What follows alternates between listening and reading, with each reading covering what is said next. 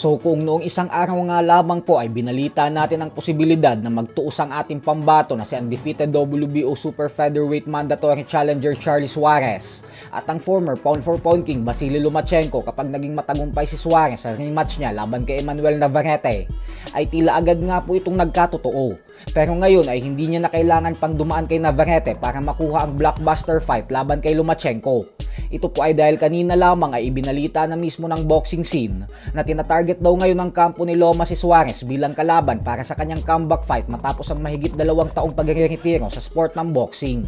Subalit tila minamaliit po ng kampo ni Lomachenko ang ating pambato dahil ayon naman sa Boxing News 24/7 ay tune-up fight lang daw ang tingin ng kampo ni Lomachenko kay Suarez. Kumbaga ay gagamitin lang daw ng mga ito si Suarez para magpagpag ng kalawang bago tuluyang dumiretso sa isang world title fight laban kay Emmanuel Navarrete.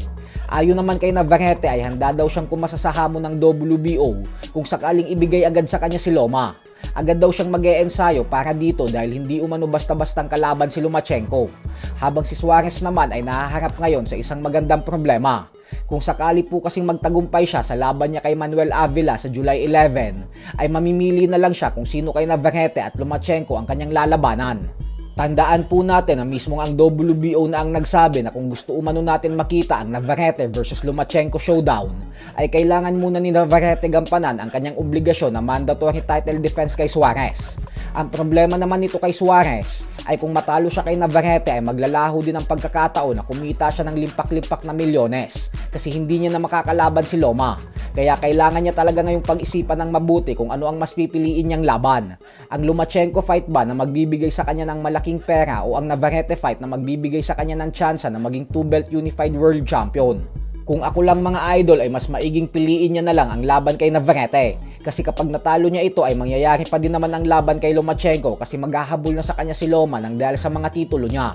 Bukod dyan ay andun talaga ang posibilidad na matalo niya si Navarrete nang dahil sa fighting style nilang dalawa.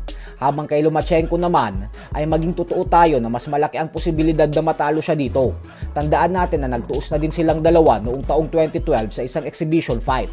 Ganun pa man ay panalong-panalo pa din si Suarez dito kasi kahit anong laban ang piliin niya ay malaking laban pa rin ito para sa kanya at para sa Pilipinas. Sa kabilang banda naman mga idol ay kilala nga po ang 2-division undisputed world champion na si Alexander Usyk bilang tagahanga ng ating pambansang kamauman ni Pacquiao. Kaya naman muli nitong ibinida ang nag-iisang 8-division champion. Ayon kay Usyk ay kung iisipin umano ay masyadong maliit at masyadong magaan si Pacquiao.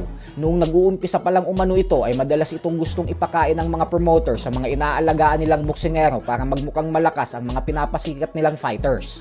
Kaya wala daw talaga dapat sa lugar si Pacquiao para maging dominante at sumikat. Pero sa tuwing ipapakain umano ito ng mga promoters ay laging tinatalo at winawasak ni Pacquiao ang mga inaalagaan nilang boksingero. Kaya naman para sa kanya ay GOAT daw talaga si Pacman. Binago umano nito ang kasaysayan ng boxing.